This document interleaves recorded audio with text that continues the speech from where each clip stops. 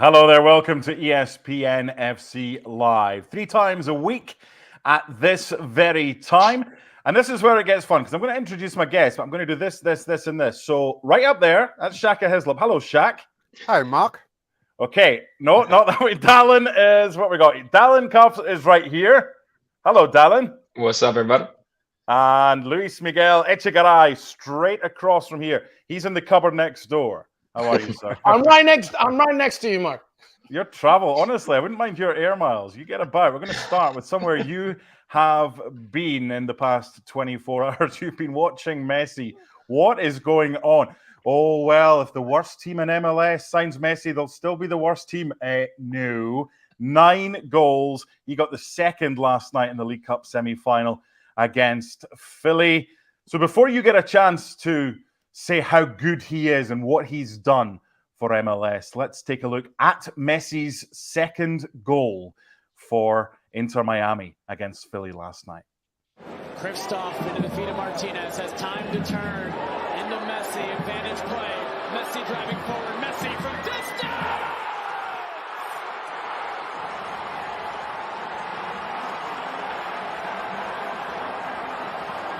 What can he not do? We are watching greatness! After the ball hits the back of the net, how good is this? Turn, find space, now play forward. But someone from Philadelphia, you've got to stop Lionel Messi. From 30 yards in, all he needs is a gap, a half a yard, and you're going to be picking the ball out of the back of the net.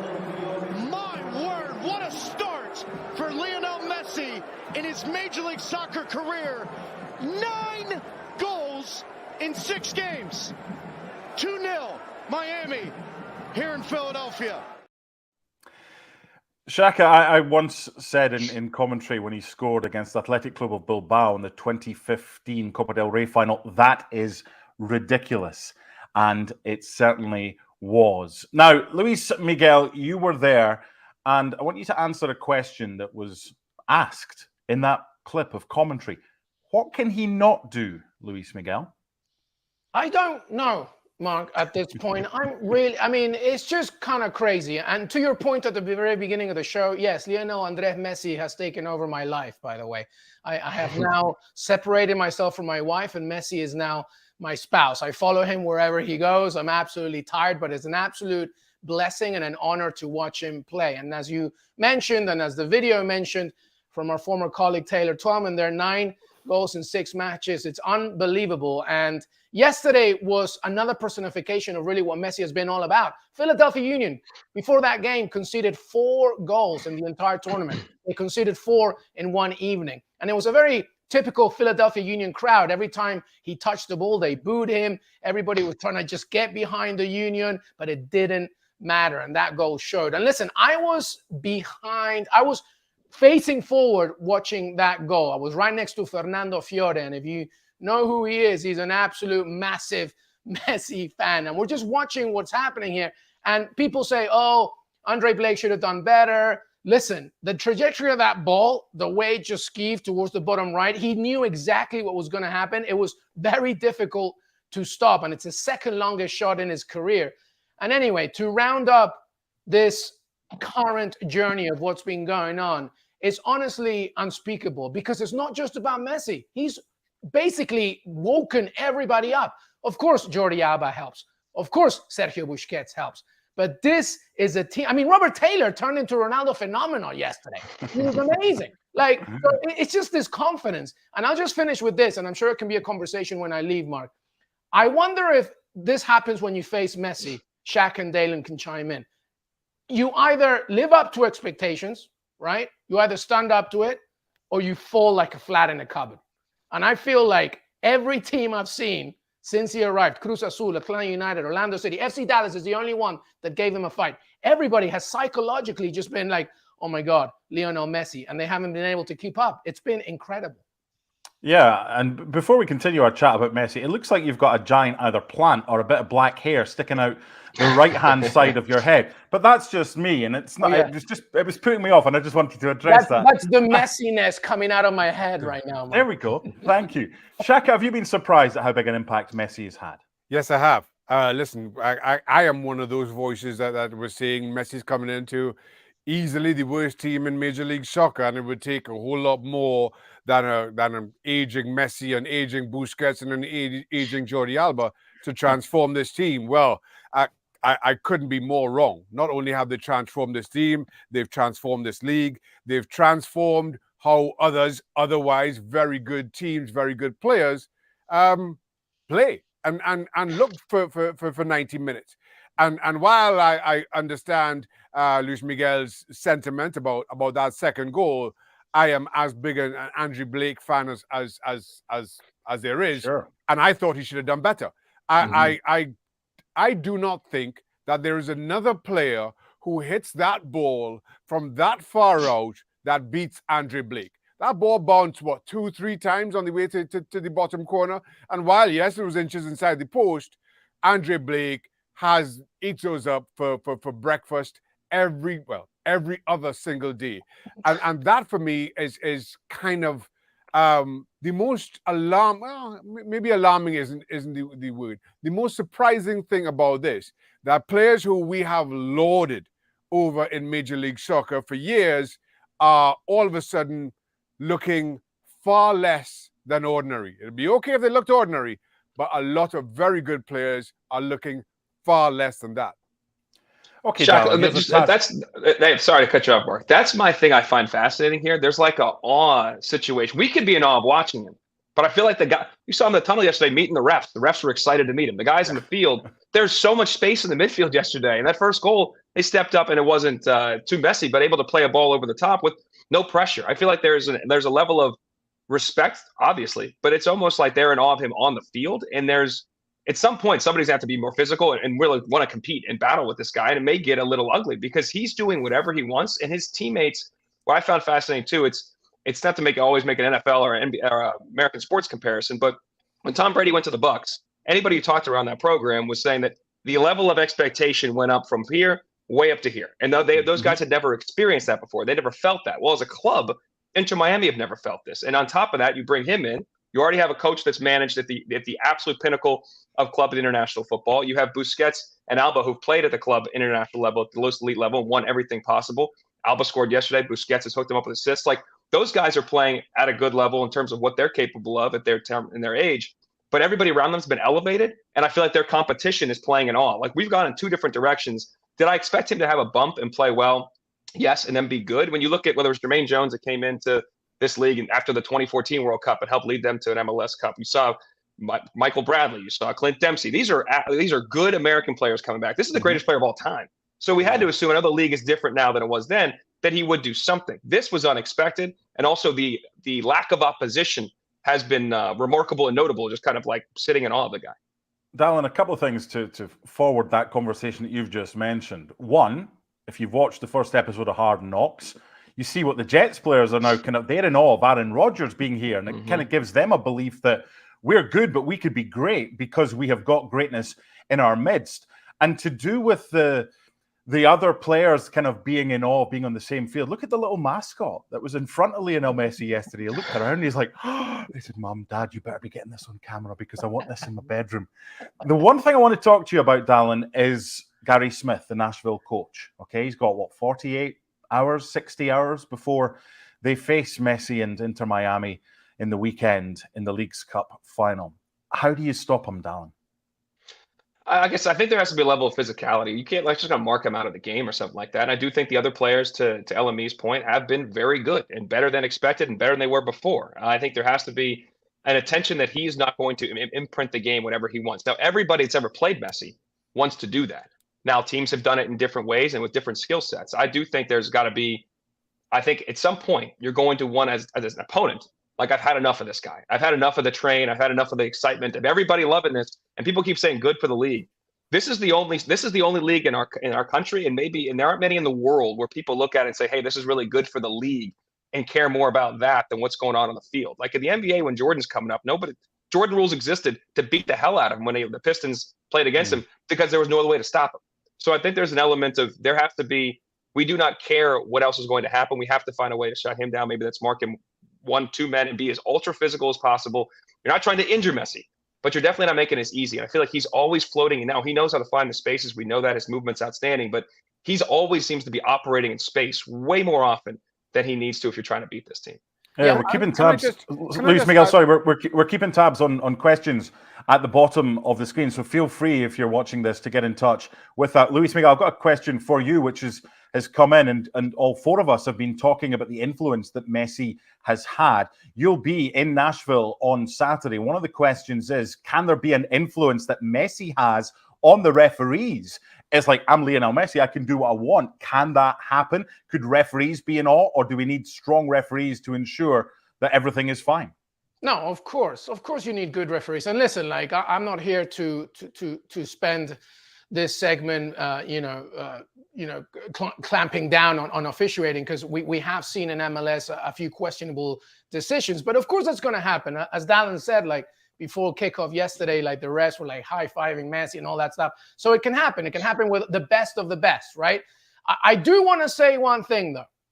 I have been following Lionel Messi live since he arrived to Miami, from Cruz Azul to Philadelphia Union yesterday, against Orlando City, Dallas, Atlanta, Charlotte. And in terms of the physicality thing, I'm going to make this very clear so everybody like just knows, because when you watch him live, it's a little different than when you watch him on TV. This man is obviously, aside from his talents, is so brilliant at knowing when he needs to speed up, when he needs to slow down, where he needs to be. Everybody's playing checkers. This man is playing three-dimensional chess. He knows exactly what to do, when to do it. The first 30 minutes of the Philadelphia Union game, they were trying to do what Dallin said. They were trying to be physical. They were trying to hurt him. And Messi doesn't care. He makes you come to his little cave and you come out of it half dead, because he knows exactly what you're trying to do to him. He has seen it his entire career. He has seen it when he was an 8-year-old kid growing up in Rosario, because he was smaller than everybody else. This is instinctively within him, to just understand that physically they're going to try and outnumber him. He's just faster, better mentally and physically. Now, the thing that Nashville can do, because what I saw yesterday was interesting, is that what do you do in terms of the decision that Messi wants to make? Because so far, aside from the goals, 9 and 6 is great, but he's so good at creating spaces for other people. So you now need to understand that, all right, who is Messi trying to get the options to? If Nashville can minimize that, right, the likes of Joseph Martinez, Robert Taylor, etc., then maybe they have a chance. But if you're trying to outnumber Messi from a physical standpoint, if you're trying to get in his face, he's going to win every single time. I promise you that. Can I just add to that? I don't think that being physical up against Messi works. I think he's used to it. I don't think there's been a better player at playing up against physicality than Lionel Messi. But if I'm Nashville and I'm trying to figure out how I cope with this version of Inter Miami and Lionel Messi's influence on it, I learned my lesson in the way that Philadelphia kind of drew up a plan, and that plan seemed to go flying out of the window. Now, Philadelphia have played 3 at the back for the last 2 or 3 games. So that formation that we saw last night was not really that new to them. What I felt was new was how in disarray defensively Philadelphia were.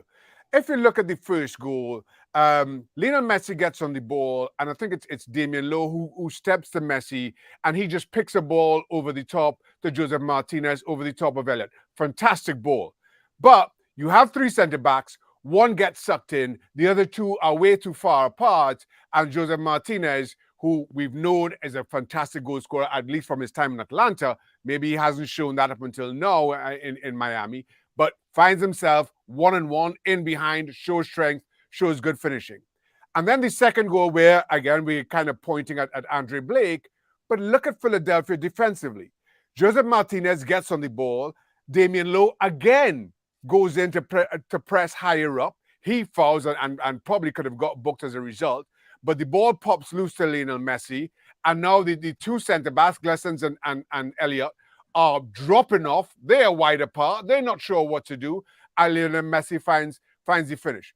if my point is, if you have a plan, whether it's we're playing high up and we're letting them have the space in behind and we'll cope with that, or we're dropping off and we're having defensive midfielders pick up that space in front, stick to that plan. What you cannot have is one player doing one thing, another doing another, and the third, in Philadelphia's case, kind of in the middle trying to figure out where he is. That's not going to work. Not against Inter Miami. Okay, thanks to Luis Miguel Echegaray. I wouldn't be going in Messi's cave if you say half of them come out dead. So just be careful when you're in Nashville and what you do. Luis Miguel, safe travels, and we'll hear from you when you get to Tennessee. Thank you. Thank you, everybody. Okay, we continue. There's lots of rumors the transfer window is still open. Shall we start with the Saudis, gents? Because Alisson has been linked with there. Laporte has been linked with there. And while we're with Liverpool and Manchester City, Bernardo Silva looks like he's staying with City. Let's start with you, Dallin. Those Saudis whose transfer window doesn't close until mid-September could cause issues. The Alisson one for me was an interesting one. The Laporte one, 29 years old, maybe not first choice at City. What do you make of those two? I should say I find them surprising, but I guess I don't. We were talking about this off air, and I find it fascinating. Where you are in your career is an important part, and in my mind, where the pinnacle of your career could be if you're not quite there yet. And what I mean by that is Riyad Mahrez at 32 just comes off winning a treble. Him wanting to go there and make his payday doesn't surprise me at all. A guy like Sergei Milinkovic-Savic going at 28, who 4 or 5 years ago, people thought he could be a guy that'd be one of the best midfielders maybe in the world, or an influential guy in a team competing for Champions League titles and obviously league titles. Arsenal, Liverpool linked to him recently. He chooses that. That is the one. Those are the ones that surprise me. And Alisson in the same. Alisson has won so much, but he still has so much left I think he could accomplish at the club level. What do you want your career to be? And ultimately, I think for some of those guys, like if I'm Milinkovic-Savic, that money is still going to be there in 2 or 3 years. Do I want to have one more run at winning and competing at the highest level? Personally, I would. That's easy for me to say when I'm not the one turning down 15, 20, 25, $30 million a year. If I'm a guy that's already done a lot and won a lot and I'm past my 30s, then maybe I like, for Benzema makes total sense to me. Benzema's a free transfer. He's going to go get paid a ton of money, have a great lifestyle. We see Neymar right now. I think Neymar is obviously well past his prime, but all that he's being offered in addition to just the salary, the private plane, every time he posts is $500,000 and all this other crazy stuff you can read about, that all makes sense to me. It's the guys that I feel like haven't achieved at the highest level that could get there. I don't understand why you're going. Guys that couldn't get there, we talk about some guys from Celtic and other smaller clubs. Yeah, I would go if I were them too, because you're probably never going to win a Champions League title. If you're playing at Celtic, you win that league. No disrespect to the SPL. That's great. You're going to compete in that league, but you could make more money otherwise. I understand that. It's the guys that still have that chance to really achieve at the highest level and haven't done it that I really scratch my head. I think the biggest issue here, Shaka, is the difference between when transfer windows close, because in the UK, 1st of September slams shut. They always slam shut. Yeah, but then for 19 more days, the Saudis can buy who they want, and none of the British clubs can replace. That could end up being the biggest story once we hit September the 1st. Yeah, I mean, it could be, but it's up to if the English clubs decide not to sell, then you don't. I mean, it's as simple as that. Alisson, who, yes, I agree with Dallin, is a surprise to see him linked, and kind of give him the money that the Saudis have been splashing. I'm sure his interests are peaked, but he's got 4 years left on his Liverpool contract. So if Liverpool decide, well, we're not selling you August 28th, we're not selling you September 10th, we're not selling you September 10th, 2025. That's well within their rights. Of course, Alisson can have some say about that and kick up a stink, but the fact remains he's got a pretty lengthy contract still to see out. So it's up to the English or European clubs in so many respects to kind of resist as best they can. But yes, if you're a player, and even if you're in the prime of your career, that kind of money is tempting. There's no other way to put it. It has to pique your interest, and almost regardless of where you are in your career in Europe, because you can just make so much more. And I feel that there are players who've gone to Saudi Arabia that are making 10 times the money that they would make anywhere else in Europe. And Mark, real quick, we've seen the model proved out with Live Golf. I mean, they were taking guys out of the prime of their career and saying, "Hey, money's the great equalizer here. We can throw that at them." So I think they're going to make their pitch at whoever, and it takes the individual to say, "What are my priorities and what do I want?" And to Shaq's point, as we all said, when you got 8 and sometimes 9 zeros involved, I mean, that's a whole different level. Yeah, that's Shaka money at Newcastle when he was there. I mean, there we go. That's why he's got the freedom of the city, because he can afford it. Okay, Spurs striker. They've been linked with Balogun of Arsenal. I saw an interesting quote from Tony Bloom at Brighton saying Evan Ferguson will be here for the next 5 years, or that's certainly what they hope, before they sell him for $800 billion and then continue the way that they're going. Before the transfer window shuts, Shaq, not easy to say, do you think Spurs will splash the cash on a big money striker, and who? I think they will splash on a striker. I'm not at all sure. I don't see Balogun as a likely option for them. Not just because of the Arsenal link. Let's be honest, there are other players who've made that jump. I'm looking no further than Sol Campbell in this regards. Certainly he went the other way. Mm-hmm. So it's not unheard of.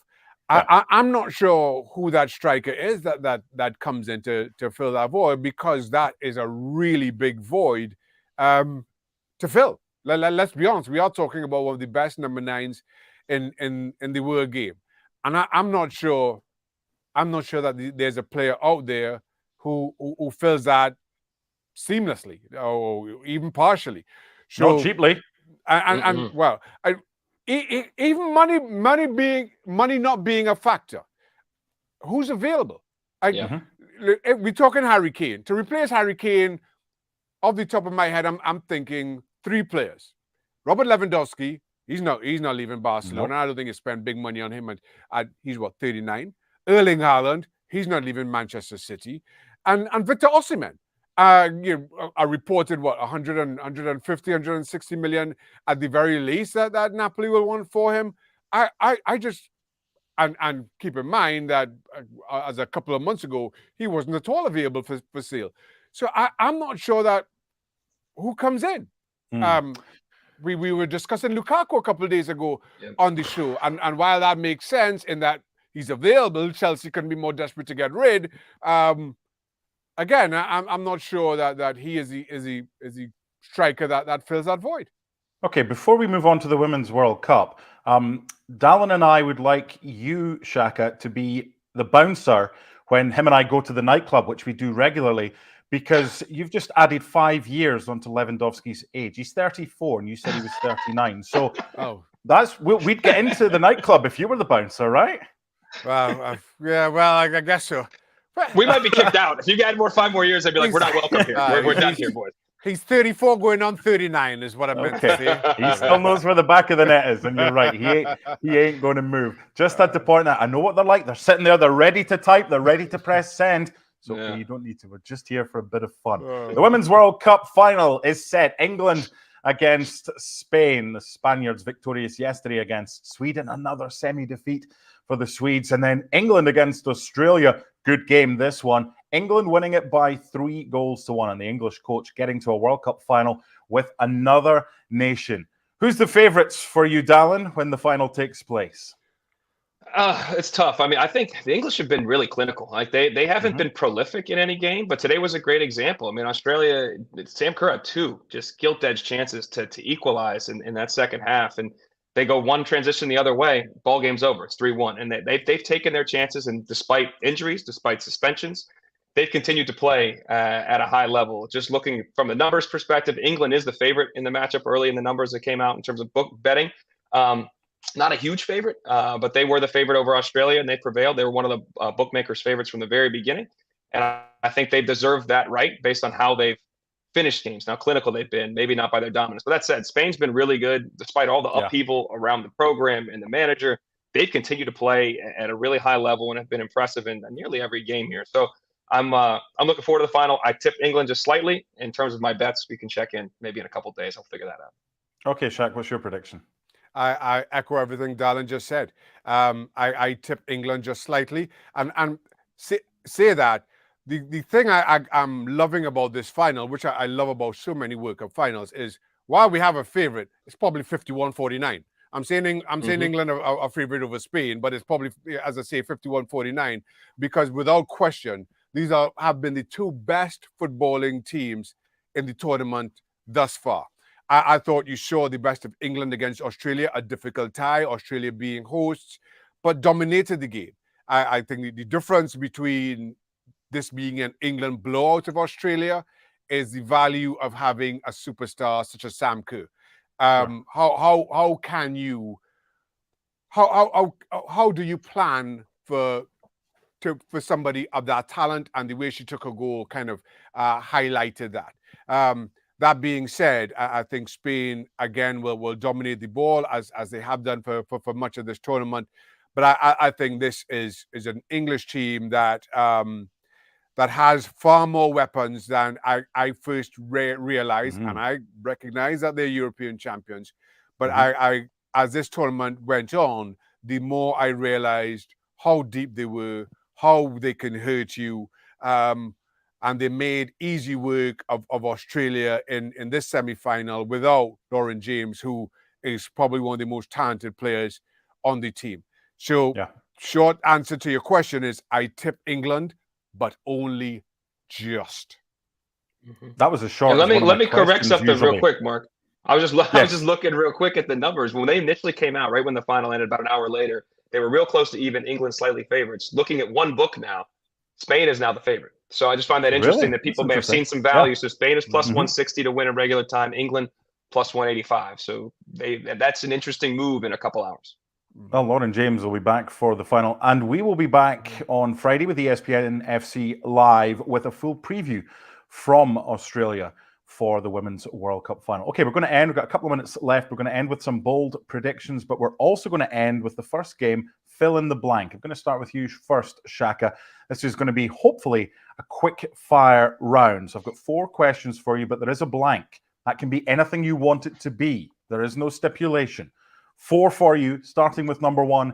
Go. Erling Haaland will finish his career with blank. What? Well, I would like it to be West Ham or Newcastle, but I think I will go with Erling Haaland will finish his career back in Norway with Malmo. Okay, Pep Guardiola will go down as the blank manager of all time. What? Was this me again? Yes, it's quick fire. That's quicker. Oh, okay, all right. As the greatest manager of all time. Thank you. Harry Kane's move to Bayern Munich was what, Shaka? Timely. Yes, put an end to that nonsense of speculation. What do you think about Harry Kane? Finally, for you, the best word to describe Kylian Mbappe, Shaka, is? Genius. Good answers. Okay, your turn, Dallin. Erling Haaland will finish his career with? The record for most goals scored in the Premier League. Okay, the correct answer is Hearts. Pep Guardiola will go down as the what manager of... Hearts is not the correct answer for anything. That ain't happening. But we can all pray. We can all wish. All right, that's good. If we had him tomorrow against Rosenborg, then hey, Rosenborg, Norway, see what I did there? Pep Guardiola will go down as the what manager of all time, Dallin? Second greatest manager of all time. I think Fergie. They will not let Fergie die. He will take a hit for having Barcelona, City, Bayern, all the money. I'm not agreeing with it. I say the people that write the legacies will add that. I like that. Yeah. I didn't say that. At all. Quick fire, gents. Quick fire. Harry Kane's move to Bayern Munich was what, Dallin? Necessary. Thank you. The best word to describe Kylian Mbappe is?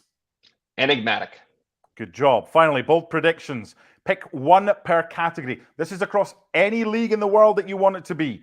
Which team, Shaka, will disappoint the most? Oh, goodness me. AC Milan. Okay, Dallin, your one? Worried about Bayern. Okay, your biggest shock of which player left to go to Saudi Arabia, Shaka? Milinkovic-Savic. Dallin mentioned him earlier. That's my guy. Yeah, I don't know. I'm not going to understand that one. Never will. Okay, I'm going to deliberately not come to you for this one, Dallin, because you're an Arsenal fan. You can have the final say. Shaka, Arsenal will finish where? In what spot in the Premiership? Second. Dallin? Unfortunately, second. And I've already put my money on it, so let's go. And it's not been called the Premiership for 15 years. But you know what? We've just had half an hour of live TV and 1 or 2 little blips at the end. it's not too much of an issue. My thanks to Luis Miguel and also to Dallin and to Shaka as well. Shaka, great to see you back and great to see you healthy and continued good health to you, kind sir. ESPN FC Live on Friday. We continue 3 times a week at midday Eastern time. We'll do it all again then. Bye for now.